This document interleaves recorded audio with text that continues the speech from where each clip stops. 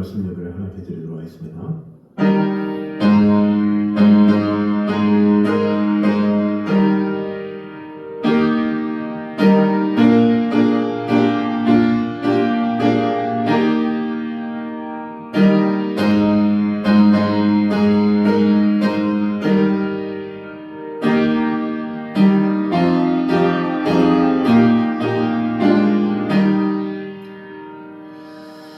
내가 너희 무리를 위하여 이와 같이 생각하는 것이 마땅하니 이는 너희가 내 마음에 있음이며 나의 매임과 복음을 변명함과 확정함에 너희가 다 나와 함께 은혜에 참여한 자가 됨이라. 내가 예수 그리스도의 심장으로 너희 무리를 얼마나 사모하는지 하나님이 증인이시니라. 내가 기도하노라. 너희 사랑과 지식과 모든 총명으로 점점 더 풍성하게 하사 너희로 지극히 선한 것을 분별하며 또 진실하여 허물 없이 그리스도의 날까지 이루고 예수 그리스도로 말미암아 의의 열매가 가득하여 하나님의 영광과 찬송이 되기를 원하노라. 우리와 함께 하시는 하나님의 은혜를 찬양합니다. 우리를 지켜주시고 돌봐주시니 오늘도 가득 임하게 하여 주시고 오늘도 선하신 하나님의 크신 뜻 가운데 놀라운 하나님의 사랑 안에 온전히 구하며 나아가는 귀한 시간 될 수 있도록 주님 언제나 함께 하여 주시옵소서. 우리를 지켜주시는 주님 은혜를 찬양하며 예수님의 이름으로 기도드립니다. 아멘. 우리 찬송가 301장 찬양하겠습니다.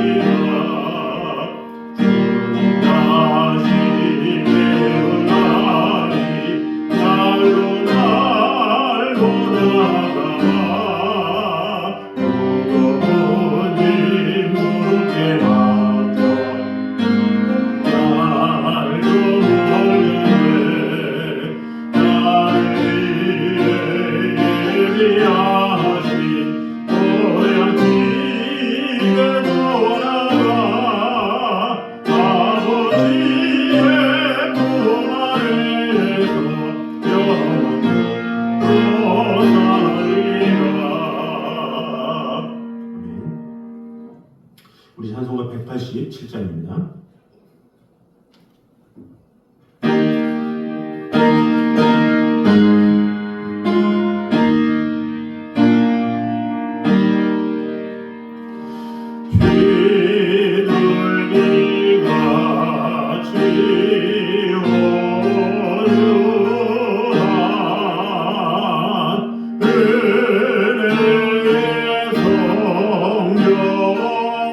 성령 오시오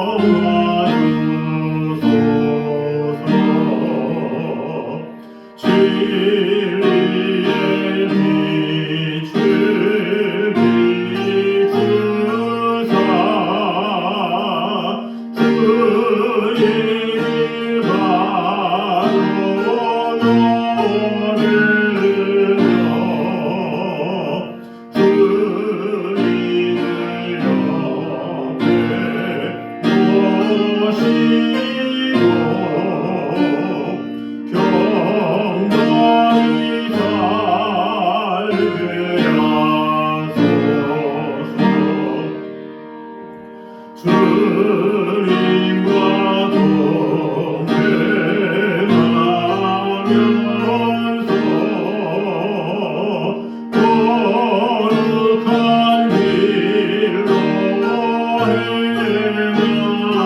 행하며 진리의 예수 붙잡고 길치 않게 하소서. 연약한 나를 도우사 하나님 나라 이르러 주님의 품에 안기는 영원한 시 주소서.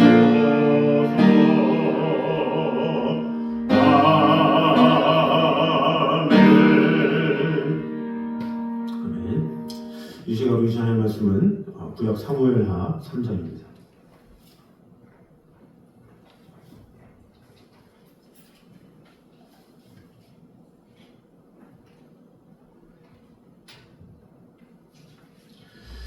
구약 사무엘하 3장 22절에서 26절까지 말씀입니다.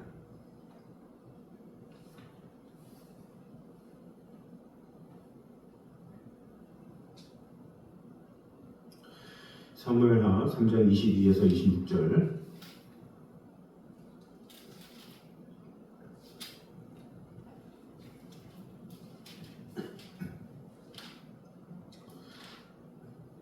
(468페이지입니다) 우리 한 목소리로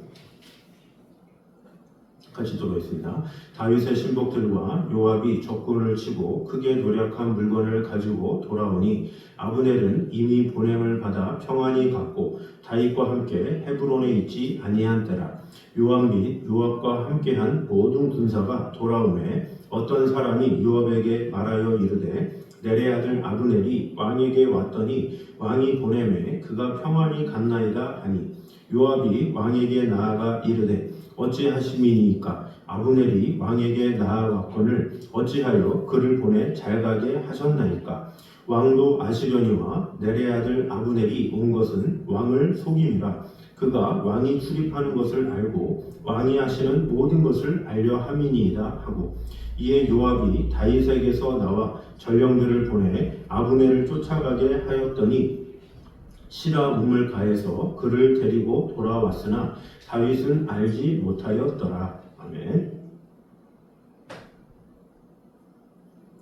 자, 오늘 읽은 본문에서 30절까지 말씀은 사울의 사후부터 다윗이 전 이스라엘의 왕으로 즉위하고 또 수도를 헤브론에서 예루살렘으로 천도하기까지의 역사와 사건을 다루고 있는 제1장에서 5장까지의 연속 부분입니다.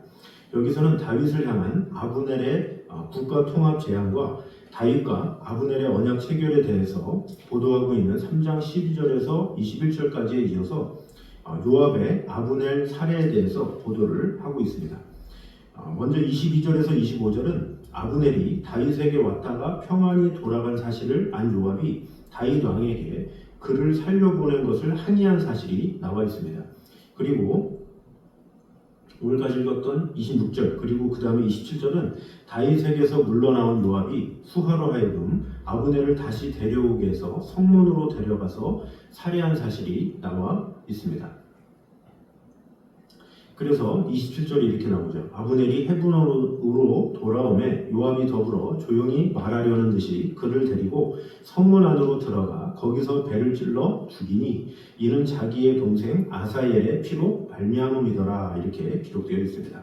그리고 28절과 29절은 요압이 아브넬을 살해한 사실을 보고받은 다윗이 자신은 아브넬을 살해한 요압의 행위와는 무관함을 밝히면서 요압을 저주한 사실이 나와 있습니다. 그리고 30절은 요압이 아브넬을 살해한 것은 그 동생 아사엘을 위한 복수였다. 이렇게 밝히고 있습니다.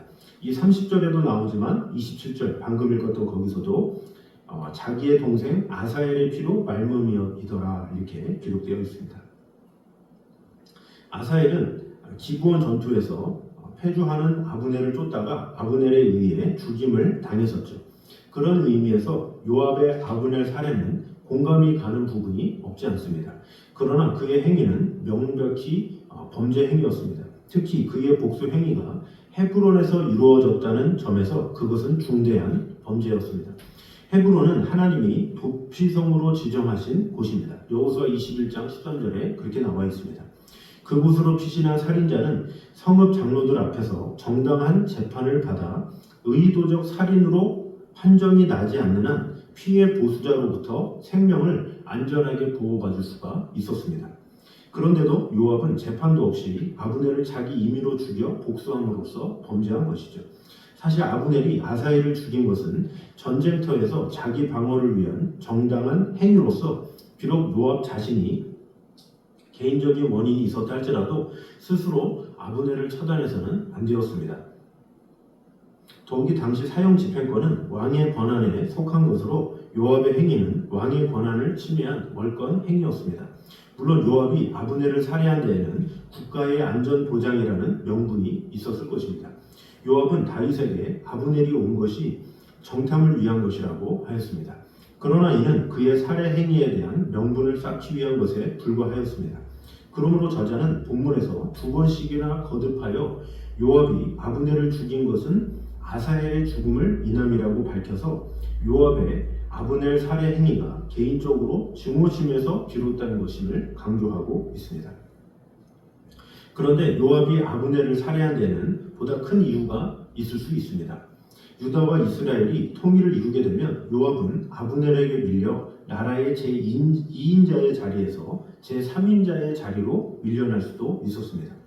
다윗이 아브넬과의 통일 협상 과정에서 아브넬에게 온 이스라엘의 군장 자리를 약속했을 수도 있었기 때문입니다. 그래서 자신의 입지에 불안을 느낀 요압은 민족이 통일되어 자신이 제3인자의 자리로 밀려나느니 차라리 분단된 채로 제2인자의 자리를 지키겠다는 이기적인 생각에서 아브넬을 살해한 것입니다. 결국 아브넬을 죽인 요압의 행위는 평화적 통일의 분위기에 찬물을 끼얹는 것과 같은 악행이었습니다. 아브넬이 자기의 이기적인 욕심을 세우기 위하여 신의를 저버렸다면 요압 역시 동일한 이유로 민족적 영원이요 하나님의 뜻이기도 한 통일의 길을 막고 나선 것입니다. 한편 요압의 아브넬 살해는 단순히 인간사에서 볼 수 있는 복수나 정치적 암투의 산물로만 볼 수 없습니다. 왜냐하면 이 일은 다윗을 통일신적 왕국의 왕으로 세우시려는 하나님의 뜻을 거스르는 행위였기 때문입니다. 즉 요압의 행위의 배후에는 하나님의 계획을 방해하려는 사탄의 은밀한 공작이 있었던 것입니다. 사탄은 요압의 이기적인 욕망을 충동질하여 다윗의 통일 왕국의 구현을 방해하고자 한 것입니다. 사실 요압의 아브넬 살해는 북쪽 이스라엘 백성들에게 있어서 다윗의 사주에 의한 것으로 여겨질 수도 있었습니다. 그러므로 다윗의 민족 통일 계획은 큰 위기에 부딪히게 되었다고 할 수가 있습니다.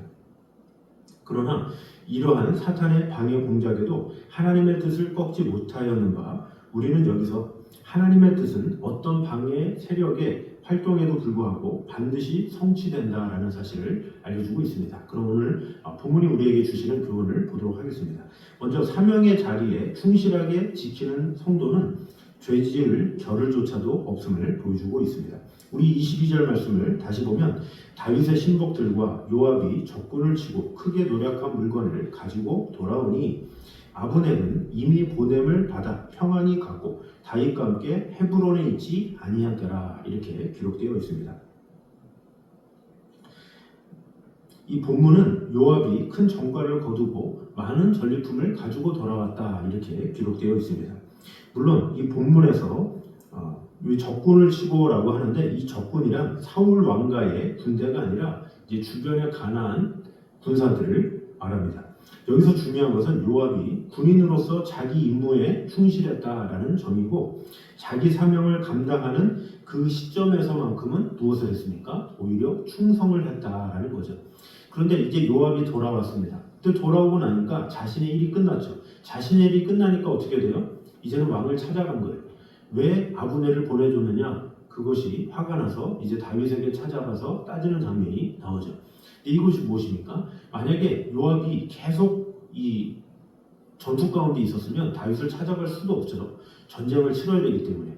바쁜 일 때문에 자신의 사명 때문에 다윗을 찾아갈 수가 없어요. 그러나 사명의 일이 끝나자, 전리품을 많이 얻자, 자신의 공이 끝나자 이제는 다윗에게 찾아가서 아브넬을 왜 살려두었느냐 이렇게 따지게 되고, 결국에는 어떻게 합니까? 아브넬을 쫓아가서 다시 아브넬을 불러서 그를 살해하게 되죠.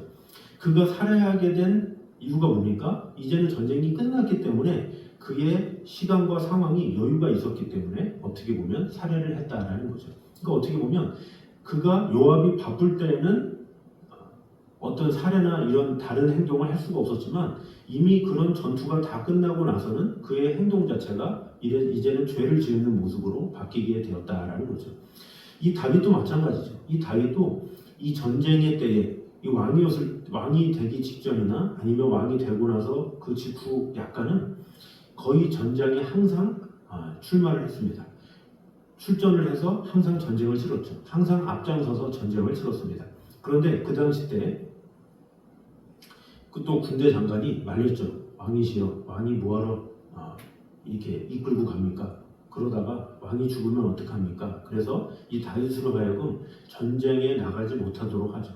이 다윗이 이제 전쟁에 안 나가요. 그 전쟁이 안 나가니까 그가 어떻게 됩니까? 시간이 많은 거죠. 그래서 사무엘하 13장에 보면 다윗이 왕궁을 거닐다가 이렇게 나와요. 그래서 그 위에 옥상으로 올라가는데 거기서 밧세바를 보게 되죠. 그리고 범죄를 저지르게 됩니다. 그러니까 다윗이 언제 죄를 저질렀느냐? 그가 전장에 있을 때, 바쁠 때, 통치할 때, 바쁠 때가 아니라 오히려 밤을 거닐 때, 여유로울 때, 한가로울 때 그가 죄를 짓게 되었고, 그로 인해서 얼마나 그 뒤에 수많은 아픔들이 있었습니까? 결국에는 이 모든 사건들을 보면 우리가 죄 지을 상황조차 없을 때 우리는 오히려 사명대로 살게 되지만, 그렇지 않고 내가 좀 이제는 좀 편하다, 이제는 안전하다 생각할 그때에 사람들은 다른 생각이 들어오게 되고 오히려 범죄할 수밖에 없는 연약함을 가질 수 없다라는 것입니다. 요한계시록 3장 10절에 보면 네가 나의 인내의 말씀을 지켰은즉 내가 또한 너를 지키어 시험의 때를 면하게 하리니, 이렇게 말씀하고 있습니다. 여기서 시험의 때를 면한다라는 말씀은 결국 성실하게 자기 사명을 감당하는 자는 시험에 들 겨를조차 없다, 이런 말씀이기도 합니다. 그러므로 우리는 우리가 가야 할 이 사명의 자리, 목표, 이것을 잘 정돈해야 할 것입니다. 그리고 그 길을 향해 달려갈 때 우리는 사명을 놓치지 않고 오히려 그 뜻에 따라 달려가며 사역을 할 수가 있습니다.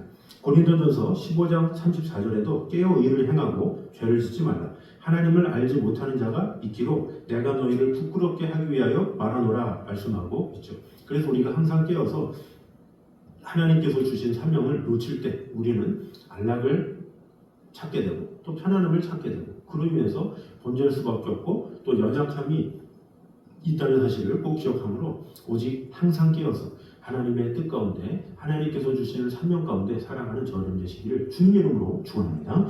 두 번째는 현실에만 매어 사는 자는 미래의 희망에 참여할 수 없음을 보여주고 있습니다.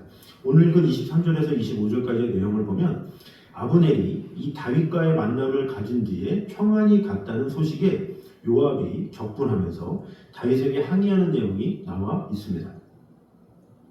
요압이 이처럼 다윗 왕의 처사에 격분하는 것은 과거 아브넬이 자기 동생 아사헬을 죽인 것에 대한 복수심과 아브넬이 오게 된 이후 현재 자기의 지위에 대한 우려 등의 복잡한 이유로 인함입니다. 그러나 이 모든 것들은 분명 과거와 현재의 일들, 그리고 자기 감정과 이권이 개입된 일이지 이스라엘의 미래와는 무관한 것이었습니다. 즉 요압에게 있어서 통일된 이스라엘의 내일과 그 속에서 실현될 하나님의 약속은 아무런 관심거리가 없었다라는 것입니다. 그래서 요압은 과거의 원한과 현재의 권세욕 때문에 이스라엘의 통일을 방해하고 결국 나라의 미래까지도 자기 욕심으로 틀어막으려고 했던 것입니다. 이 성경에서는 요압과 같이 현실에만 매어서 사는 자들을 악인이며 또 하나님과의 약속과는 무관한 자들이다 이렇게 규정하고 있습니다. 그들은 오로지 지금까지의 기득권과 현실적인 관리에만 편리에만 마음을 두고 있죠. 에서 신드롬이라는 영어 표현이 있습니다.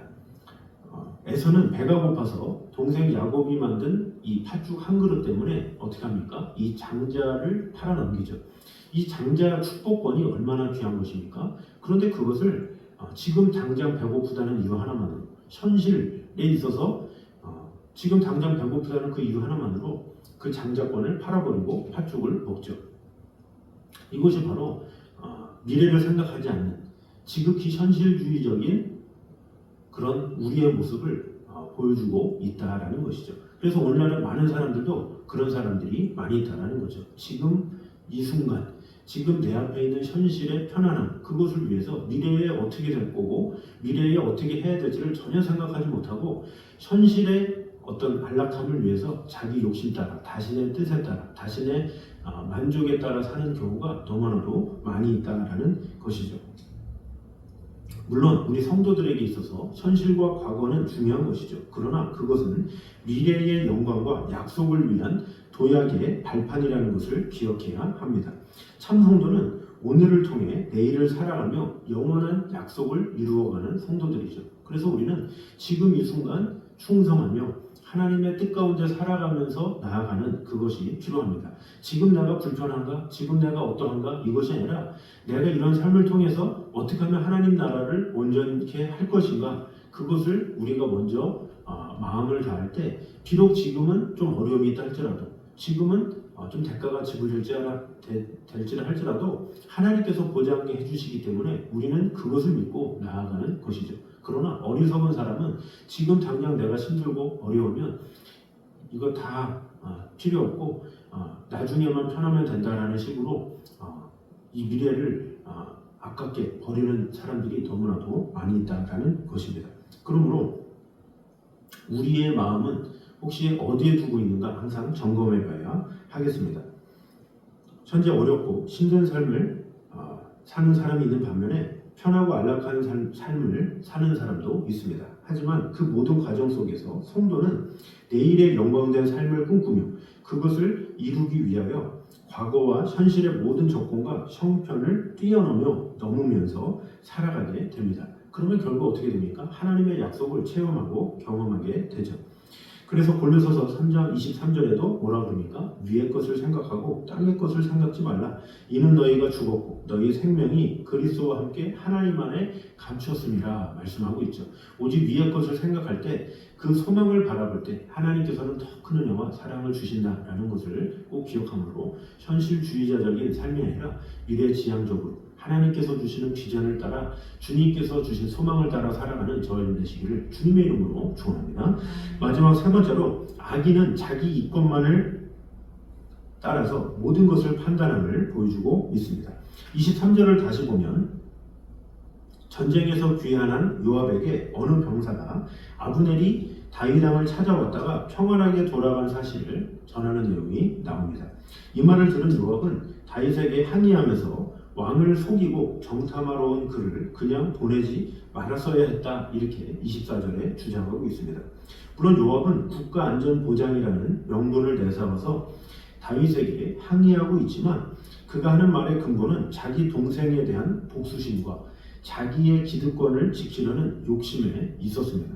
그는 나라가 평화롭게 하나 되는 상황 속에서도 자기의 복수심과 권세욕에만 눈이 멀어서 이 평화 조약을 다윗을 정탐하기 위한 아브넬의 음모라고 매도했습니다. 결국 그는 자신의 손에 든 칼처럼 잔인한 복수심과 비열한 암살을 실행한 치사한 권세욕으로 인해 다윗이 통일을 위해 최우선으로 지키려고 했던 평화에 근거한 하나됨을 난도질하고 말았습니다. 이와 마찬가지로 대개의 악인들은 모든 것을 자기 중심적으로 생각하고 판단하는 경우가 많이 있습니다. 그리고 이런 모든 판단을 통해서 자기 이익에 맞지 않으면 온갖 불의한 일도 서슴지 않고 저지르는 모습을 볼 수가 있습니다. 예수님의 공생의 기간 동안에 그 예수님을 극진히 사랑했던 마리아가 있죠. 근데 그 마리아가 이 손님들이 있는 그런 상황에서 이 300근이나 되는 이 옥합을 깨트려서 예수의 발을 씻겨줍니다. 근데 그 예수의 발을 씻겨줬을 때 그때 이 가룟 유다가 이렇게 말을 합니다.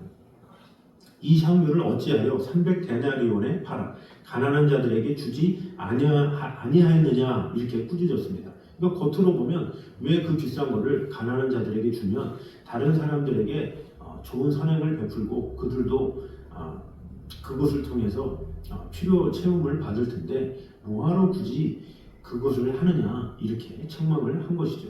그런데 알고 보니까 그 뒤에 이렇게 나와 있죠. 이렇게 말하면 가난한 자들을 생각함이 아니요 저는 도적이라 돈괴를 막고 거기 넣은 것을 훔쳐가미로라 이렇게 기록되어 있습니다. 결국 그는 돈이 탐이 났던 것이지 무슨 선한 생각이 있어서 그런 것이 아니었죠. 그뿐 아니라 나중에는 어떻게 됩니까? 그가 예수님을 은 30에 팔아 넘기고 맙니다. 즉 그는 모든 것을 자기 이익의 관점에서만 생각하는 자였고 그것을 얻기 위해서는 어떤 것도 서슴지 않았다라는 것입니다.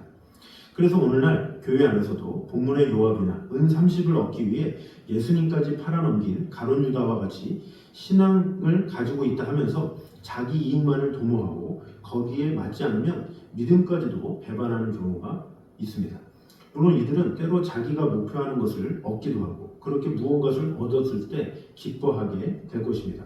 그러나 이런 사람들은 자기들이 무엇을 잡고 있고 또 무엇을 놓치고 있는지도 모르는 어리석은 자들입니다. 즉 소탐대실이라는 말처럼 그들은 적은 것을 탐하다가 더 크고 영원한 것을 잃게 되는 것입니다. 하지만 우리의 삶은 이들과는 구별되어야 합니다. 어떤 의미에서 이 땅에 나그네로 살아가는 성도에게는 내 것이라고는 존재하지 않습니다. 모두 다 주님의 것이고 이웃과 함께 나누어야 할 것입니다. 하나님께서는 이렇게 모든 것을 자기 이익이 아니라 주님과 이웃의 관점에서 보는 자들에게 천국의 모든 영광과 풍요를 보게 하시며 그것을 누리게 하실 것입니다. 그러므로 우리 모두가 내 중심이 아니라 내 유익 중심이 아니라 오직 하나님 중심으로 하나님 나라의 소망을 위하여 하나님의 뜻 가운데 살아갈 때에 먼저 그의 나라와 그 일을 구하라. 그리하면 이 모든 것을 너에게 더하시리라 말씀하신 그 약속을 믿고 오직 하나님께서 하나님의 뜻을 위해 살 때 하나님께서 우리를 지켜주시고 돌봐주심을 믿고 그 약속을 믿고 그 응답을 받기에 힘쓰는 저와 되시기를 주님의 이름으로 축원합니다. 기도하겠습니다. 사랑해 주님 감사합니다. 우리와 늘 언제나 함께 하시는 주님의 은혜를 찬양합니다. 우리의 모든 삶 가운데 우리가 무슨 일을 하든지 자신의 이권을 따라서 살아가는 자가 아니라 오직 하나님 나라의 유익을 위해서 살아갈 수 있도록 도와주시옵소서. 또한 현실에만 매어 사는 자는 미래의 희망에 참여할 수 없음을 오늘 보게 되었습니다. 현실적으로 살아가지 아니하고 그 미래에 하나님께서 나를 크게 쓰시고 오래 주실 것을 바라보며 나아가는 우리 성도들의 삶이 되게 하여 주시옵소서. 또한 사명의 자리를 충실하게 지킬 때 죄질 길을 조차 없이 하나님의 뜻을 온전히 행할 수 있다는 사실을 꼭 기억하므로 우리에게 주신 사명에 따라 아버지 하나님께서 주신 뜻에 따라 온전히 오늘도 순종하며 주님의 뜻 안에 거하며 나아가는 우리 성도들의 삶이 되게 하여 주시옵소서. 예수님의 이름으로 기도드립니다. 아멘. 우리 찬송가 278장 찬양하겠습니다.